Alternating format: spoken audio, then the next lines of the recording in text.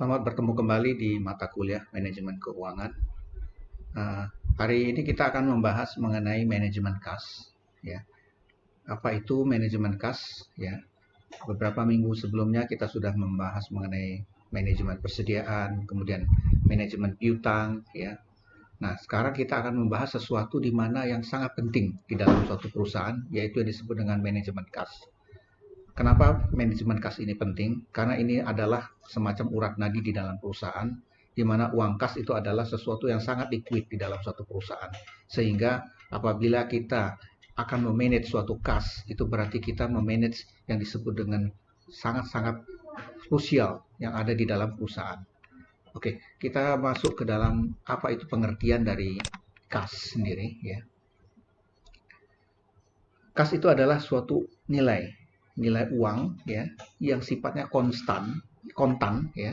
Artinya dia tunai yang ada di dalam suatu perusahaan beserta pos-pos lain yang dalam waktu dekat dapat diuangkan sebagai alat pembayaran kebutuhan finansial yang mempunyai sifat paling tinggi likuiditasnya. Ya, seperti yang saya jelaskan tadi, ya, kas itu adalah urat nadinya perusahaan. Ibaratnya di dalam tubuh kita itu adalah darah, ya. Dan di sini dia memiliki sesuatu yang sangat liquid. Artinya apa?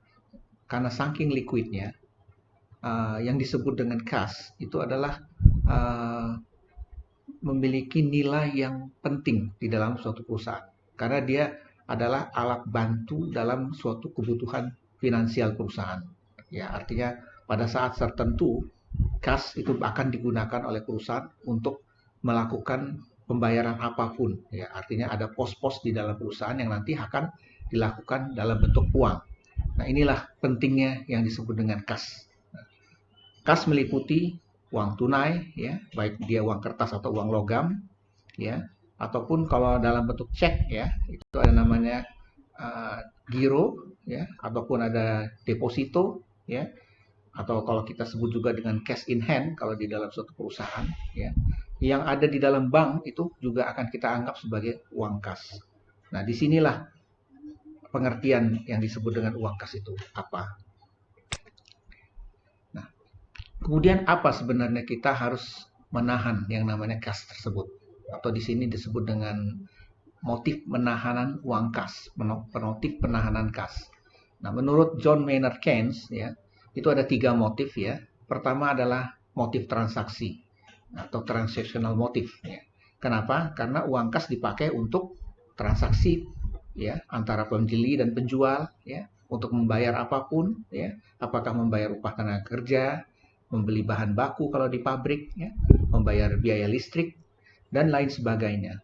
Jadi peranan dari uang kas sendiri itu adalah alat transaksi, ya, alat untuk pertukaran antara pembeli dan penjual.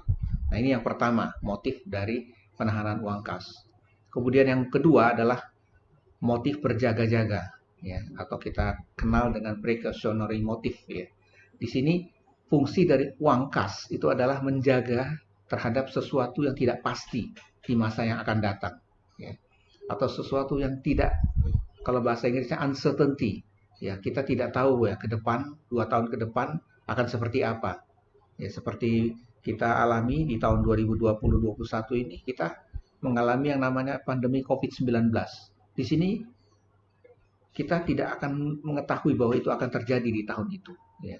Artinya apa? Nah, pada saat kita menghadapi sesuatu yang tidak pasti, kita harus memiliki uang kas yang fungsinya adalah untuk berjaga-jaga.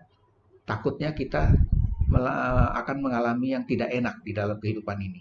Nah, seperti kita ambil contoh pada masa COVID ini, begitu banyaknya perusahaan yang berguguran, ya, begitu banyaknya PHK di mana-mana, nah, dan juga tingkat kesulitan daripada masyarakat itu sendiri untuk menjual barangnya, ya, kita lihat di sana sini, ya, di pertokoan ataupun di mall itu banyak yang tutup. Nah, ini artinya apa? Kas di sini benar-benar sangat defisit. Nah, untuk itulah kita perlunya menabung dalam hal ini. Saving itu adalah sesuatu yang sangat penting. Dan yang ketiga adalah motif spekulasi atau speculation motif. Nah, ini yang biasanya dipakai oleh orang-orang yang memang mencari keuntungan, ya. Jadi keuntungan dari dia melakukan spekulasi terhadap uang kas yang dia miliki. Dan itu biasanya melibatkan orang-orang yang memiliki surat berharga. Ingat beberapa pertemuan sebelumnya kita membahas surat berharga ya, apakah itu bentuknya saham, obligasi ya, dan sebagainya. Nah itu bisa digunakan untuk spekulasi ya, artinya kita bisa mendapatkan suatu gain dari surat berharga yang kita pegang, dan bisa juga kita akan mendapatkan kerugian dari surat berharga yang kita pegang. Nah ini biasanya dilakukan oleh orang-orang yang melakukan investasi melalui surat berharga ya. Sorry kecepatan. Nah, bagaimana kita memanage yang namanya kas ya? Kita di sini kita kenal namanya manajemen kas ya. Apa artinya? Ya, kita di sini definisikan adalah bagaimana kita melakukan optimasi penggunaan kas sebagai aktiva. Ya, artinya tidak boleh terjadi kegagalan pemakaian kas dan pengawasan terhadap posisi kas itu sendiri. Nah, jadi kalau kita memiliki uang kas, kita harus memanage-nya. Ya, artinya dalam arti jangan sampai kita melakukan sesuatu yang akibatnya nanti adalah terjadinya sesuatu yang kita tidak inginkan ya. Dalam hal ini seperti defisit kas ya, ataupun uang kas kita tidak digunakan dengan semestinya. Nah, berarti di sini tujuan manajemen kas itu ada dua ya. Pertama adalah likuiditas dan kedua adalah earning. Apa itu likuiditas ya? Likuiditas itu adalah kita harus sadar ya. Kita harus menjaga likuiditas suatu perusahaan kita. Jangan sampai perusahaan kita mengalami apa yang disebut dengan bangkrut atau bankruptcy. Ya. Kenapa? Karena tanpa adanya uang kas di dalam suatu perusahaan, itu berarti perusahaan itu tidak bisa menjalankan kegiatan utama dia, operasional dia. Jadi di sini pentingnya kita melakukan perencanaan dari sisi uang kas kita. Makanya nanti kita akan coba lihat bagaimana kita melakukan memanage cash flow kita. Bagaimana uang kita yang masuk atau cash in, dan bagaimana kita memanage uang yang keluar atau cash out. Nah, di sini penting dalam arti bahwa likuiditas suatu perusahaan itu harus dijaga ya dengan cara seperti itu ya. Nah, yang kedua, manajemen kas itu adalah earning ya. Jadi di sini kita harus mengarahkan ya, ada hasil yang harus kita dapatkan dengan uang kas yang kita keluarkan. Ya, jadi kalau kita suatu perusahaan dia melakukan operasional atau kegiatan ya, nah dia harus memperhatikan bahwa uang yang dia keluarkan itu harus setimpal dengan revenue atau pendapatan yang akan dia terima ya. Kita ambil contoh misalnya di bagian sales atau bagian penjualan di suatu perusahaan, tentunya orang-orang sales itu mereka akan mengeluarkan biaya-biaya selama dia melakukan penjualan barang atau produk dia. Nah, biaya-biaya yang dia keluarkan itu, apakah itu berbentuk entertain, transportasi, dan sebagainya, itu harus di backup dengan pendapatan dari penjualan yang dia akan lakukan. Ya, karena kalau tidak seperti itu, maka nanti perusahaan akan mengalami yang namanya defisit. Ya, banyak pengeluaran dibandingkan penerimaan. Nah, di sini yang disebut dengan earning tadi. Ya, jadi manajemen harus menjamin pembayaran itu harus dilakukan secara ekonomis. Artinya apa? Ekonomis artinya apa yang sudah dikeluarkan oleh perusahaan itu harus memiliki manfaat, bahwa itu akan melakukan timbal balik dalam bentuk earning atau pendapatan yang akan diterima kemudian. Bagaimana cara kita melakukan perencanaan kas ya? Nah, seperti yang saya jelaskan tadi ya, perusahaan itu ada menyusun namanya anggaran kas. Nah, itulah alat bantu dari suatu perusahaan untuk merencanakan kasnya. Nah, kalau kita menyebutnya dengan cash flow projection ya, atau proyeksi cash flow. Nah, di sini biasanya yang melakukan adalah finance manager. Dia harus menyiapkan daftar kegiatan untuk menimbulkan kas sebagai pembelanjaan dan kegiatan menggunakan kas atau pengoperasian ataupun penginvestasian. Artinya, seorang manajer keuangan dia harus melihat berapa uang yang akan masuk dari sisi cash in-nya ya. Artinya berapa yang akan dia terima dari penjualan ya, apakah dari piutang ya, ataukah dia dari penjualan aktiva tetap dia ya. Nah, itu harus diproyeksikan oleh manajer keuangan. Ya, ini yang disebut dengan projection cash inflow ya. Nah, ada juga yang kita kenal dengan namanya projection cash outflow. Kita harus memproyeksikan uang yang akan keluar ke depannya. Berapa yang akan dipakai oleh perusahaan dalam beberapa bulan ke depannya. Nah, ini biasanya akan diatur melalui yang namanya budget cash flow ya, atau anggaran kas. Nah, ada dua tujuan ya yang harus dilakukan ya untuk mencapai ini ya. Pertama, dia harus menentukan sumber dari penerimaan kas ya. Dari mana uang masuk. Ini yang harus dimonitor setiap hari ya. Artinya kas itu bisa dari operasi rutin ya. Operasi rutin biasanya dari penjualan ya, penjualan yang berbentuk tunai ataupun penjualan yang dalam bentuk kredit. Nah, ini biasanya akan dimonitor, dan di dalam perusahaan ini ada orang yang memang in charge ya, itu biasanya adalah AR staff ya, atau account receivable staff yang mengelola dari piutang-piutang perusahaan. Nah, dia nanti yang akan melaporkan berapa uang yang akan masuk dalam tempo-tempo sekian.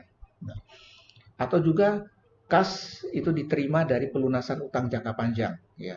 Mungkin pada satu tempo perusahaan melakukan investasi ya, investasi di suatu proyek ya, dan itu sifatnya jangka panjang, dan pada saatnya jatuh tempo atau due date ya, perusahaan akan menerima uang dari sini, atau dalam bentuk dividen ataupun dalam bentuk earning atau return dari investasi, return of investment ya. Nah, ini semua akan dicatat bahwa ini adalah sumber dari penerimaan kas ya.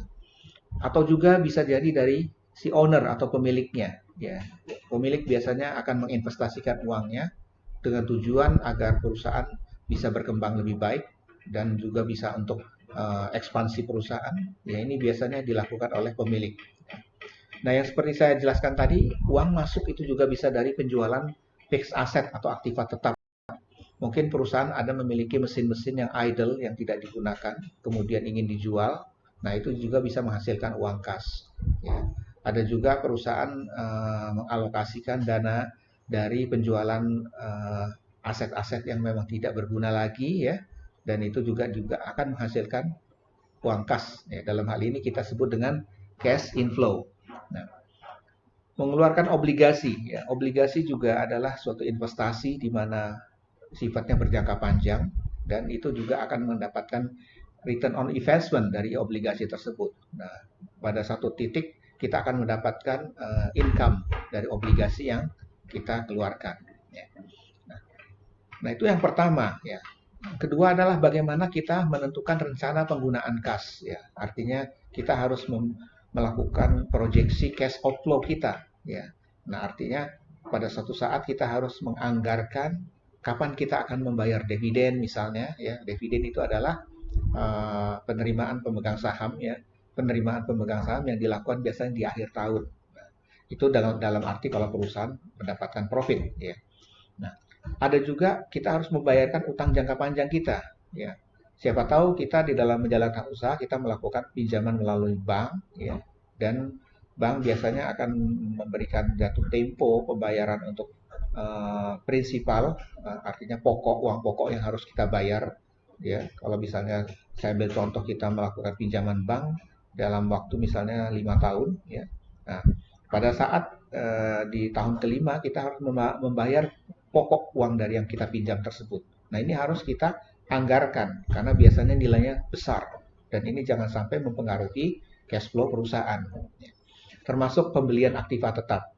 Ya, kita mengenalnya di perusahaan namanya CAPEX ya, atau capital expenditure. Nah, ini biasanya nilainya sangat gede ya. Kenapa? Karena untuk aktiva tetap yang dibeli itu biasanya menyangkut mesin-mesin pabrik ya, dan itu nilainya sangat tinggi, dan ini biasanya akan sangat mempengaruhi dari cash flow perusahaan. Untuk itu makanya jauh-jauh hari perusahaan harus melakukan proyeksi terhadap cash flow dia, karena dengan dia melakukan proyeksi tersebut maka nanti akan terlihat bahwa dana yang kita anggarkan itu memang benar-benar digunakan untuk itu. Termasuk secara rutin adalah bagaimana kita membayar gaji karyawan dan lain-lainnya setiap bulannya. Ini harus benar-benar dianggarkan.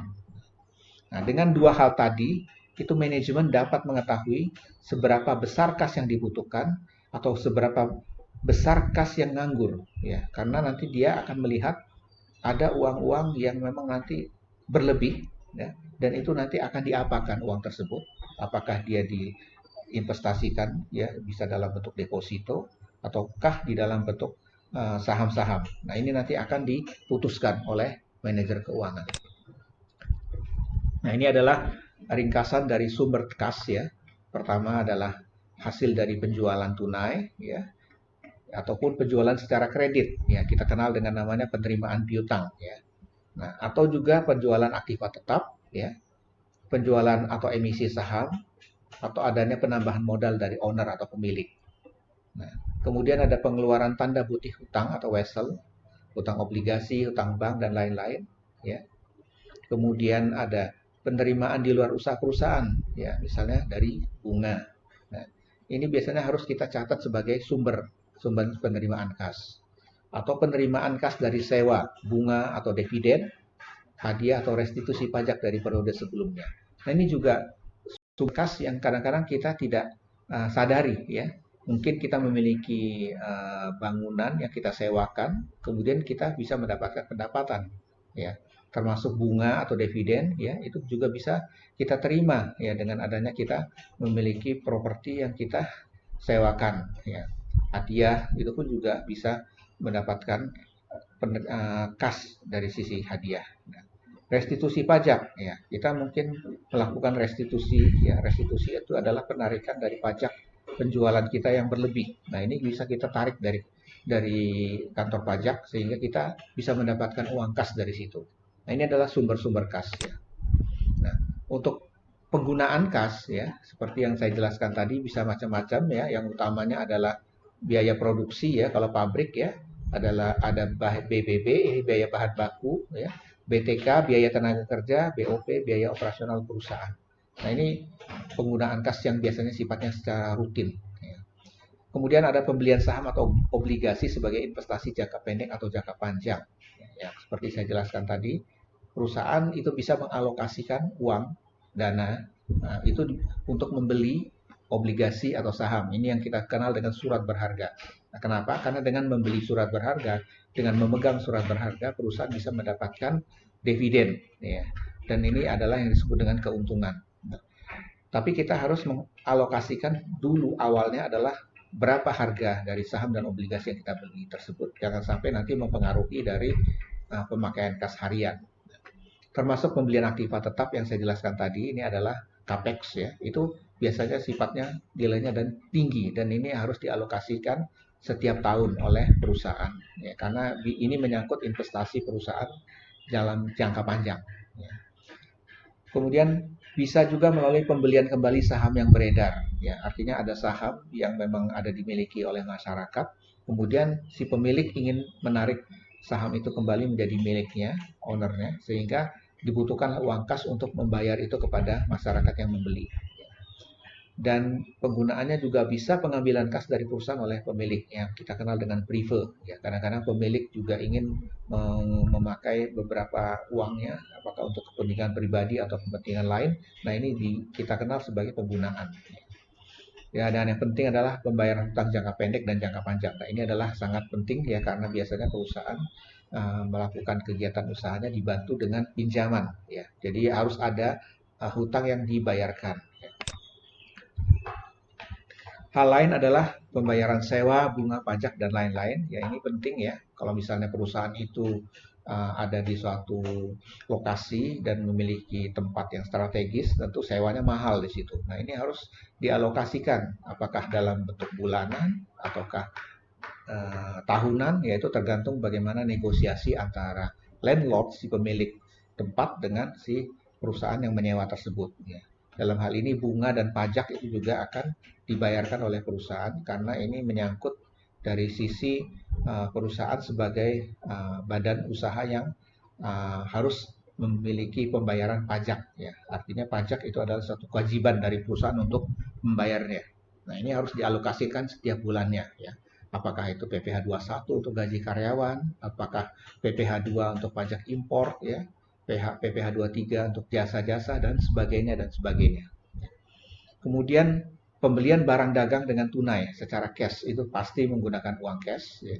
Atau pembayaran biaya operasi perusahaan ya, gaji, pembelian supplies kantor, iklan dan lain-lain. Nah, ini tentu menggunakan uang kas yang harus dialokasikan setiap bulannya. Dan kemudian yang lain adalah mengeluarkan untuk kas untuk membayar dividen ya. Artinya pemilik saham yang memang memegang saham perusahaan tersebut harus diberikan dividen ya. atas keuntungan dari perusahaan. Nah, itu penggunaan kas. Kemudian kalau kita membuat cash flow, itu ada juga transaksi yang tidak mempengaruhi kas. Nah, maksudnya apa? Jadi kalau kita cash flow itu harus berhubungan dengan uang masuk dan uang keluar. Tapi ada transaksi yang tidak mengimpact kepada pengeluaran ataupun penerimaan. Nah, ini yang kita sebut dengan depresiasi atau penyusutan, ya, ataupun amortisasi, ya. Kalau kita bentuknya adalah intangible asset, aset yang uh, tidak bisa dilihat, ya. Nah, ini seperti royalti dan sebagainya, ya. Nah, ini depresiasi atau penyusutan ini dia akan mempengaruhi cash flow kita, tapi dia sebenarnya pengaruhnya tidak dalam bentuk angka-angka, tapi nanti dia akan masuk ke dalam rugi laba, ya, atau income statement, ya. Nah, kemudian yang tidak mempengaruhi kas itu juga adalah kerugian piutang, ya. Apa yang dimaksud dengan kerugian piutang? Ya, kita nyebutnya adalah piutang tidak tertagih atau bad debt. Ya. Ini biaya-biaya piutang tidak tertagih ini memang biasanya dialokasikan oleh perusahaan untuk piutang yang benar-benar tidak bisa lagi dikolek oleh perusahaan. Ya, biasanya lebih dari 60 hari, ya, atau 90 hari, 33 bulan. Ya, kenapa? Karena di sini diragukan apakah si uh, customer yang memiliki hutang tersebut akan membayar atau tidak ke kita. Nah, ini perlunya orang-orang collection yang benar-benar gigih untuk menarik piutang-piutang yang memang benar-benar sudah due date atau jatuh tempo lah terlalu lama. Nah, ini karena ini akan ada yang namanya kerugian piutang kita. Nah, kerugian piutang ini tidak mempengaruhi uang kas karena dia sifatnya adalah prediksi, ya. Tetapi ini harus dialokasikan untuk menghitung dari laporan rugi laba. Termasuk adalah pengakuan penghapusan atau pengurangan nilai buku dari aktiva yang dimiliki, ya. Biasanya ada aktiva-aktiva atau aset perusahaan yang kita akan lakukan hapus buku, ya. Misalnya ada aset yang memang dia sudah rusak, ya, ataupun misalnya sudah tidak bisa digunakan lagi. Nah, ini di dalam ketentuan dari aktiva tetap atau fixed aset itu harus dilakukan penghapusan, ya, atau kita sebut dengan penghapusan aset, ya, atau pengurangan book value dari nilai tersebut. Ini juga sebenarnya tidak mempengaruhi dari sisi cash, ya. Dan yang lain adalah penghentian aktiva tetap, ya. Misalnya ada barang-barang aktiva tetap yang memang kita stop, tidak kita pakai lagi, ya. Terutamanya biasanya di dalam pabrik-pabrik. Transaksi lain yang tidak mempengaruhi cash itu adalah stok dividen, ya. Misalnya kita membayarkan saham dividen, ya. Nah, ini juga sebenarnya tidak mempengaruhi secara langsung dengan uang cash karena ini aja bisa kita catat, ya. Atau penyisihan atau pembatasan penggunaan laba, ya. Ada laba-laba yang memang ditahan, ya. Nah, laba-laba yang ditahan ini memang dicadangkan untuk dibayarkan, tetapi ini juga tidak mempengaruhi cash, ya, karena sifatnya accrual, ya. Adanya penilaian kembali aktiva yang dimiliki oleh perusahaan. Biasanya ada revaluasi aset, ya. Nah, ada metode-metode penilaian aset yang dilakukan kembali oleh perusahaan sehingga akan ada namanya nilai dari aktiva yang berbeda dengan sebelumnya. Nah, ini yang disebut dengan revaluasi aset atau penilaian aset. Jadi kalau kita lihat di sini, ya, manajemen kas itu, ya, kita ada 3 tujuannya, ya. Yang pertama adalah mempercepat pemasukan cash, ya. Jadi kita berusaha sebisa mungkin, ya, cash in kita itu harus segera masuk, ya. Artinya kalau misalnya memang kita memiliki piutang yang sudah jatuh tempo, nah itu harus segera masuk ke dalam cash kita, uang yang sudah masuk tersebut. Nah, dengan adanya mempercepat, tentu akhirnya cash flow kita nanti akan makin baik dan sehat. Nah, yang kedua adalah mempercepat pemasukan kas, ya. Ini dari manapun, ya. Nah, ini juga tujuannya adalah untuk meningkatkan cash availability. Nah, kemudian bagaimana kita mengoptimalkan cash availability kita, ya. Kita harus selalu siap sedia cash kita. Nah, artinya saldo yang ada di dalam perusahaan itu benar-benar harus optimal, ya. Itu yang disebut dengan cash availability. Nah, bagaimana cara mempercepat pemasukan kas? Ya, udah tentu adalah dari penjualan secara cash atau tunai, ya.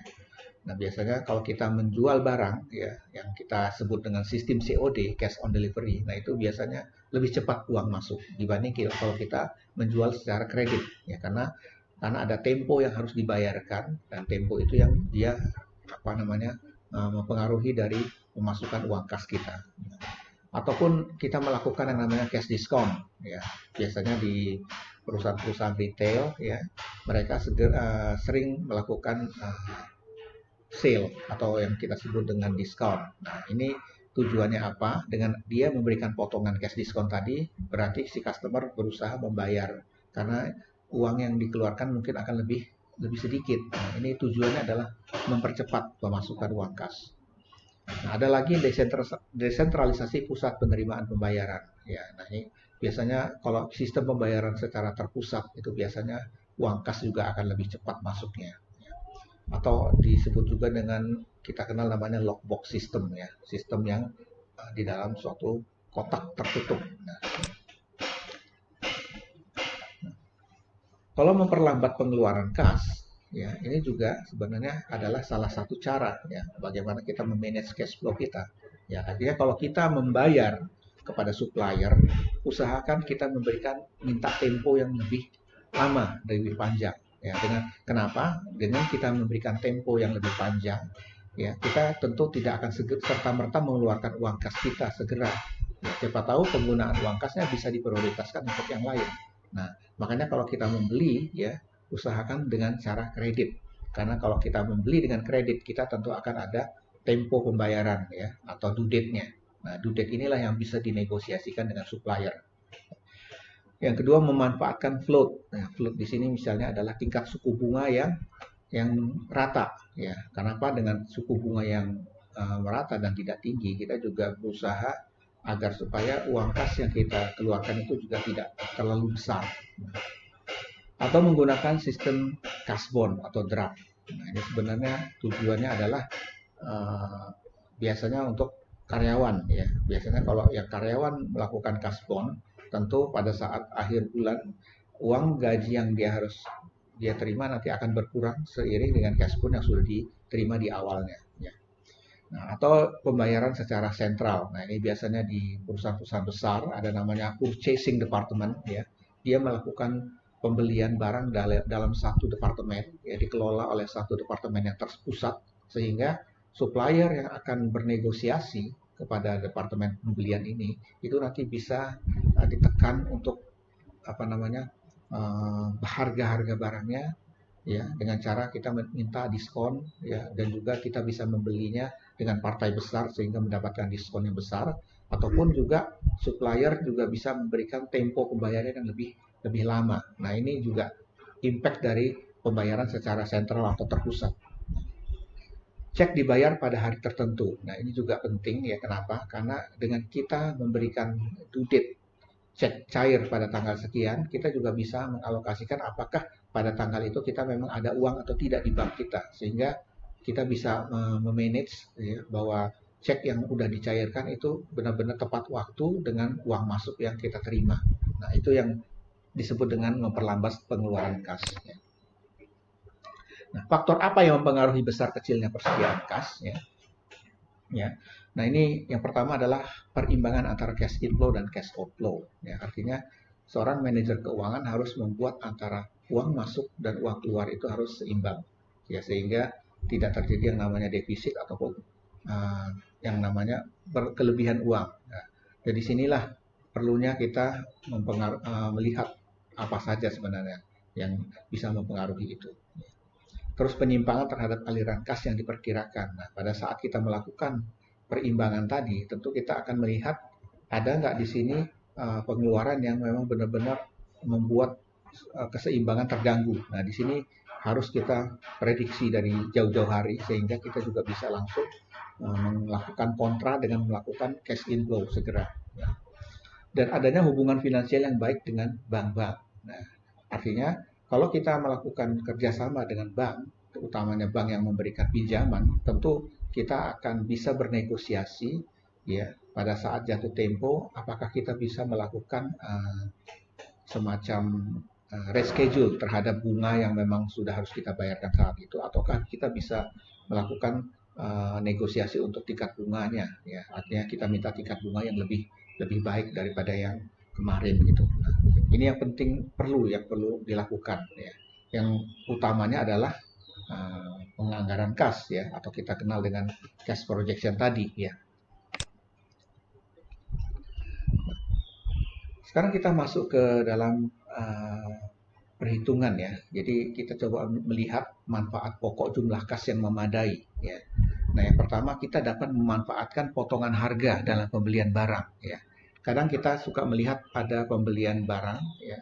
Di situ ada semacam syaratnya, ya, seperti 2/10 net 30, ya. Artinya kita mendapatkan potongan 2%, ya, dalam waktu 1 bulan atau 30 hari. Nah, perhitungan biaya, ya, ini adalah seperti ini, ya, persen potongan, ya. Kemudian di sini 360 dibagi 365, ya. Nah, berarti di sini nanti 100% potongan, ya. Dalam hal ini 2%, ya. Nah, dikalikan hari jatuh tempo dikurangi periode potongan. Ya, berarti di sini 2 dibagi 98, ya. Kemudian dikalikan 360 dibagi 20. Oke. Nah, hasilnya adalah 0,37 atau 37%. Ya. Ini nanti kita coba lihat di slide yang lain, ya, bagaimana proses ini, ya, mungkin lebih detail. Kalau di sini mungkin kurang, ya. Nah, kemudian bagaimana kita melakukan analisa credit current ratio, acid test ratio, dan tolak ukur yang pokok. Nah, ini kita sudah coba bahas di analisa laporan keuangan, ya, apa itu current ratio, ya. Jadi rasio dari aktiva lancar dibagi dengan utang lancar, ya. Itu akan kita lihat, ya. Kemudian acid test ratio sama, ya, hanya dikurangi untuk current rasionya dikurangi dengan stok, dikurangi dengan surat-surat berharga. Jadi hanya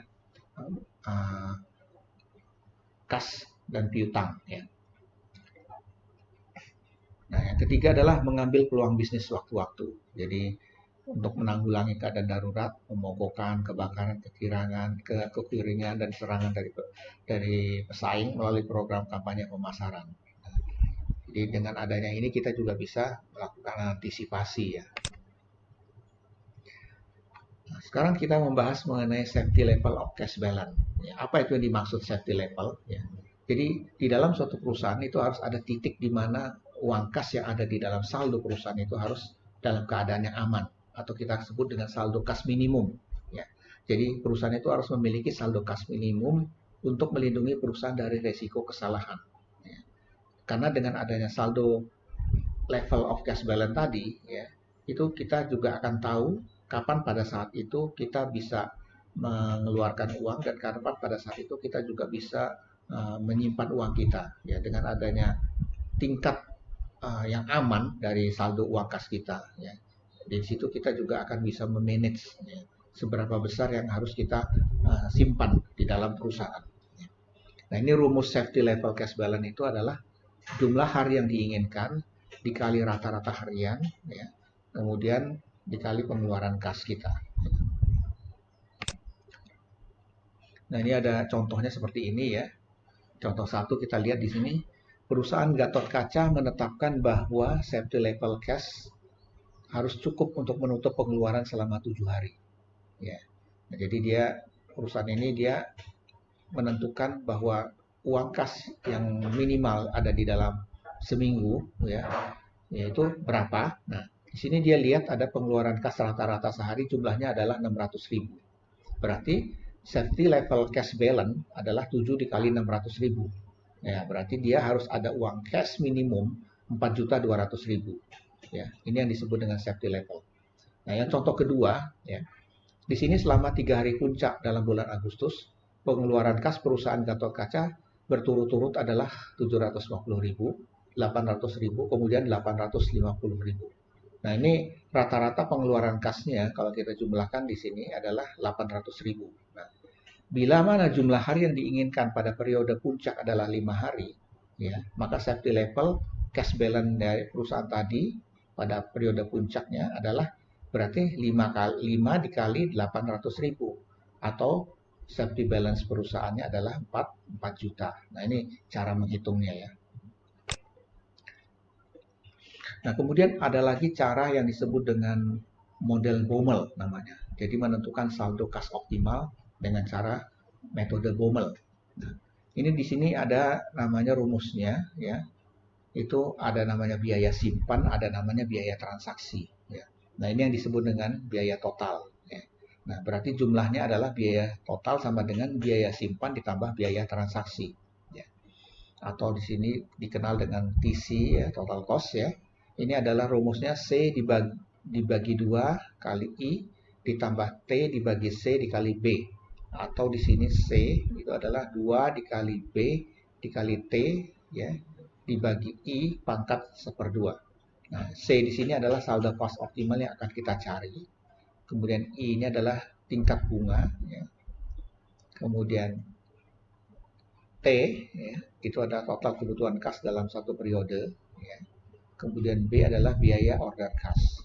Nah, ini adalah bagaimana kita menentukan saldo kas optimal menurut Baumol ya.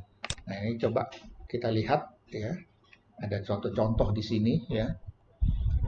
Kebutuhan kas perusahaan selama 1 bulan adalah 20 juta ya. Perusahaan memperoleh kas dengan menjual surat berharga. Biaya transaksi perolehan kas adalah 10.000. Sedangkan tingkat bunga adalah 18% per tahun atau 1,5% per bulan. Nah, saldo kasnya dapat dihitung sebagai berikut. Nah, kita masukkan rumus tadi ya. Berarti 2 dikalikan 10.000 ya. Ya, kemudian dikalikan 20 juta ya, ini kebutuhan kasnya ya. Kemudian dibagi 0,015. Ini adalah 1,5% per bulan. Kemudian dalam kurung dia pangkat 1/2. Nah, kita hitung ini jumlahkan ya, coba pakai kalkulator. Hasilnya adalah saldonya dia harus 5.163.978. Nah, ini dia adalah saldo optimalnya dia. Ya. Ini metode Baumol, model Baumol namanya. Nah, kemudian dalam 1 bulan perusahaan melakukan order pengisian kas sebanyak 20 juta dibagi 5.163 tadi. Ya, berarti sama dengan 3,9 kali atau 4 kali. Ya, berarti dia dalam sebulan dia harus melakukan cash ulang, pengisian ulang tadi sebanyak 4 kali ya. Nah, berarti nanti total cost dia kita jumlahkan adalah 5.163.978 ya. Ya, nilai itunya C-nya tadi dibagi 2, kemudian dikali 0,015 ya. Ditambah 20 juta dibagi 5.163.978, kemudian dikalikan 10.000 ya. Hasilnya adalah 77.460. Ini adalah total cost-nya ya. Nah, ini ada metode lain lagi ya. Ini namanya model random aliran kas atau model Miller-Orr ya. Nah, di sini perusahaan ya kita bisa lihat di sini dari grafik ya. Jadi perusahaan perlu menetapkan batas atas H. Nah, ini kita sebut dengan H di sini batas atas ya. Dan batas bawah atau Z ya, ini ya. Batas bawah saldo kas. Nah, apabila saldo kas mencapai batas atas perusahaan perlu merubah sejumlah tertentu kas ya, agar saldo kas kembali ke jumlah yang diinginkan. Sebaliknya apabila saldo kas menurun, perusahaan perlu menjual sekuritas. Nah, ini kalau dia udah sampai titik ini dia berusaha harus turunin sampai ke batas bawah. Nah, tapi kalau sudah terlalu bawah, dia harus naikin lagi dengan menjual sahamnya ya. Batas atas dalam gambar ditunjukkan oleh H dan batas bawah di titik 0 ini. Nah, ini namanya metode Miller-Orr ya. Nah, metode ini juga ada rumusnya ya, metode model Miller dan Orr ya. Ini nilai Z ini bisa dihitung dengan formula ya. Z sama dengan 3B dikalikan sigma kuadrat dibagi 4I ya. Kemudian pangkat 1/3 ya. Berarti kalau di ini rumusnya adalah H sama dengan 3Z. Berarti C ya, rata-rata saldo kas itu adalah 4Z dibagi 3. Berarti di sini Z ini adalah batas bawah yang akan dicari ya. H itu batas atas. Kemudian B itu ya adalah biaya transaksi tetap pembelian atau penjualan surat berharga. Ya. kemudian sigma kuadrat itu adalah varian aliran kas bersih harian, kemudian I itu adalah tingkat bunga harian pada surat berharga, ya, dan C sendiri ini adalah rata-rata saldo kas. Oke. Coba kita masuk ke soal, ya. Di sini misalkan penyimpangan aliran kas bersih harian adalah 2.000, ya. Kemudian tingkat bunga adalah 10% per tahun, ya. Biaya transaksi pembelian surat berharga itu adalah 100.000. Berapa batas bawah dan atas? Kemudian tingkat bunga harian dengan mengasumsikan 1 tahun adalah 365 hari. Ya, berarti di sini I, ya, itu adalah 0,1, ya, ini dari 10% dibagi 365, berarti di sini 0,000274. Nah, varians aliran kas bersih harian, ya, atau sigma kuadrat, berarti di sini adalah 2000 pangkat 2 sama dengan 4 juta. Nah, berarti kita hitung di sini batas bawah Z dan batas atas H. Nah, tinggal kita masukkan tadi angka-angkanya, ya. Ya, berarti di sini Z, ya, sama dengan 3 kali 100.000 dikalikan 4 juta dibagi 4 dikali 0,000274 pangkat 1/3, hasilnya adalah Z 103.068. Nah, H berarti di sini 103.068 kali 3 berarti 309.204. Nah, rata-rata saldo kasnya adalah kita tinggal masukkan rumus C sama dengan 4 dikalikan 103, 4 dikalikan Z, ya, dibagi 3, ya. Berarti hasilnya adalah 137.424. Nah, ini rata-rata saldo kas dia. Nah, ini menurut model Bomer-Euler tadi, ya. Nah, kemudian misalnya kita menetapkan batas minimal adalah 100.000 sehingga saldo kas tidak akan pernah menyentuh nilai 0. Ya, artinya nggak pernah saking habisnya uangnya nggak pernah sampai 0.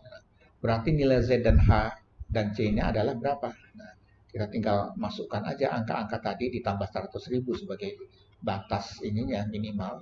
Hasilnya adalah Z di 203.068 dan di H itu adalah 409.204. Nah, kita kalikan, ya, 4 kalikan Z, ya, dikurangi 100.000 dibagi 3 berarti di 237.424, ya. Nah, ini formulanya, ya.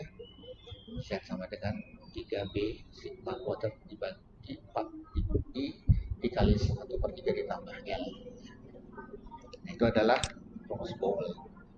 Oke, saya lanjutkan masuk ke bagaimana sebenarnya cara kita menghitung yang lebih penting, ya, dari sisi manajemen kas. Itu adalah kita coba melihat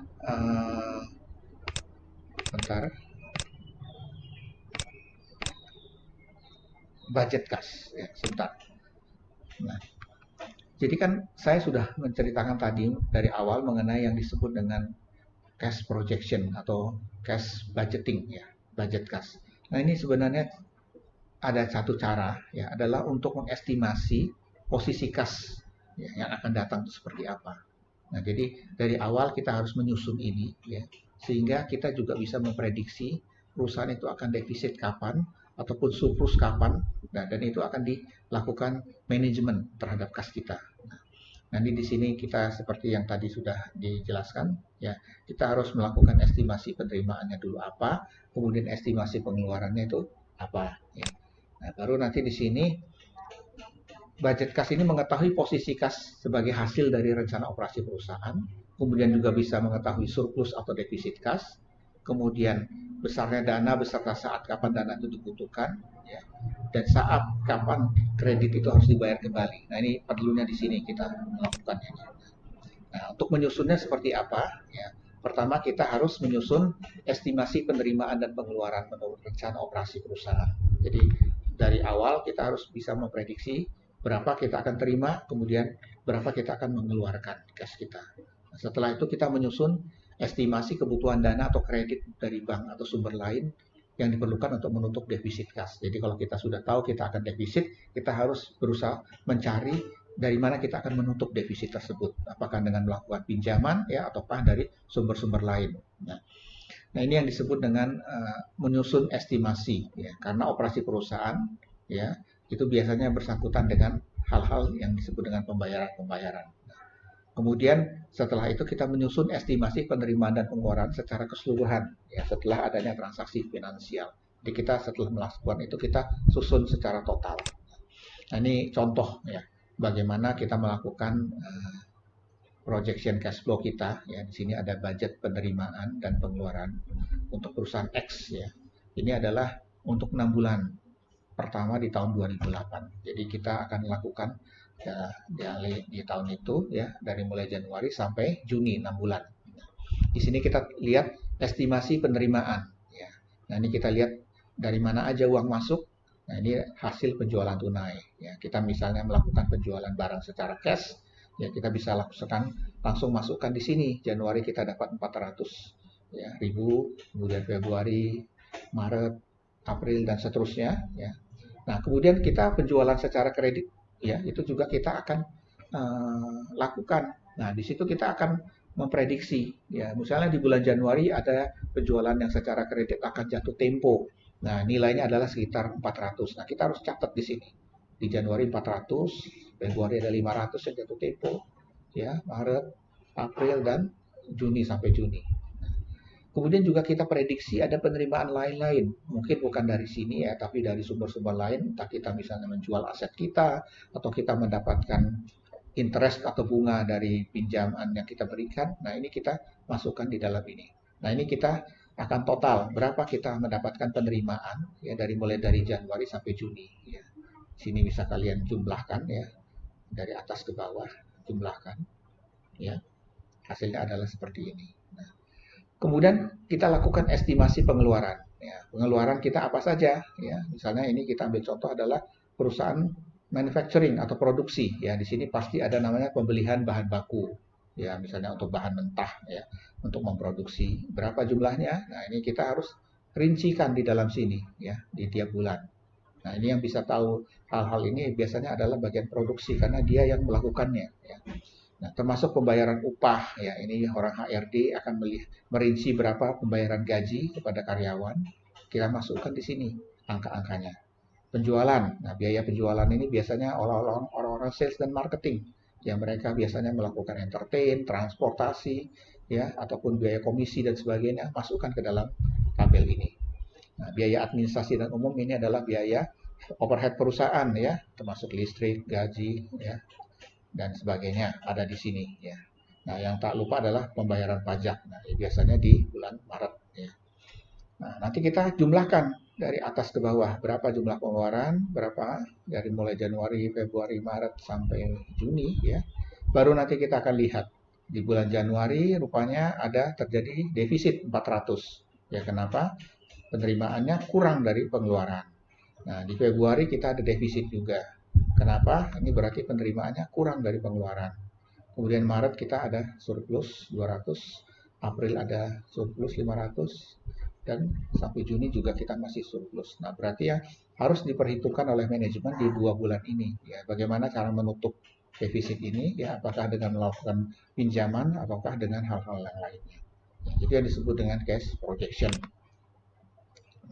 Berarti di sini kalau kita lihat kesimpulannya, ya, liquid terjadi pada bulan Januari dan Februari. Illiquid, ya. Illiquid itu artinya defisit. Ya. Nah, di sini berarti perlu disusun schedule penerimaan dan pengeluaran.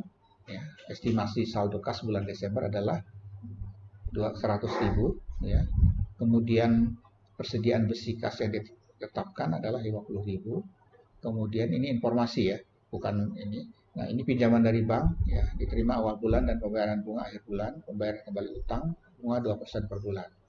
Nah, di sini pertanyaannya, berapa jumlah kredit yang diajukan untuk bulan Januari dan Februari? Nah, ini yang tadi saya bilang, berarti kita untuk menutup defisit, kita harus melakukan pinjaman. Nah, berarti di sini kita lihat defisit Januari tadi 400.000 ya. Nah, persediaan besi kita ada 50.000, kemudian persediaan awal Desember ada 100.000, bunga 2% per bulan dibayar pada bulan Januari. Berapa jumlah kredit untuk bulan Januari? Ya, di sini kita langsung jumlahkan 400.000 ditambah 50.000 ya, dikurangi 100.000 ya, ditambah 0,02x. Ini bunga ya, sama dengan x, berarti di sini 350.000 sama dengan x dikurang 0,02, 350.000 sama dengan 0,98x. Berarti di sini X adalah 350.000 dibagi 0,98. Berarti kita harus melakukan pinjaman sebesar 357.143. Ya. Berarti di bulan Januari kita harus ada uang sebesar itu. Nah, jika meminjam 357.143 dari bank, maka persediaan kas pada bulan Januari, ya, di sini kan saldo awal kasnya adalah 100.000. Kemudian ada pinjaman bank sebesar ini 357. Nah, berarti kasnya kita adalah 457.143. Nah, 400 ini untuk menutupi defisit, ya. Kemudian ada bunga pinjaman, ya. Jadi dari bunga 357 ini kan 2%, berarti ada 7143. Nah, berarti kita di sini ada pengeluaran sebesar 407.143, ya, berarti saldo kas akhir bulan menjadi 50.000. Jadi tidak terjadi defisit ya di Januari. Nah, ini ada pertanyaan lain. Bila jumlah kredit dari bank ditetapkan untuk bulan Januari 360.000 dan Februari 330, pembayaran kembali akan dilakukan pada bulan April 200.000 dan sisanya 490.000 akan dibayar pada bulan Mei. Nah, kita diminta untuk membuat schedule penerimaan dan pembayaran pinjaman dari bunga. Ya. Nah, nanti kita di sini akan buat, ya. Ini adalah schedule-nya, ya. Di sini ini kita lihat, ya. Berarti di awal Januari ada saldo kas 100.000, kemudian kita terima kredit awal bulan 360, berarti saldo kasnya 460. Nah, ini kita ada surplus atau defisit, ya. Nah, berarti di sini kita kurangi, ya, defisit tadi 400, kemudian ada bayar bunga 7,2. Berarti saldo kas akhir bulan adalah 52, ya. Ini kita jumlahkan, ya. Ya, hasilnya pinjaman kumulatifnya adalah 360. Oke. Nah, begitu seterusnya sampai di bulan Juni, sampai akhirnya nanti kita tidak ada pinjaman alias nol nilainya, ya. Oke. Baik, saya rasa materi kita saya selesaikan sampai di sini saja, ya. Mudah-mudahan bisa kalian cerna dan kalian pahami, ya, dan dapat membantu kalian apabila kalian melakukan pengolahan-pengolahan dari sisi apakah nanti kalian memiliki usaha sendiri ataupun memiliki hal-hal lain, ya, yang terkait dengan bagaimana memanage kas. Itu saja, ya. Mudah-mudahan bisa kalian terima ini semua. Terima kasih sebelumnya.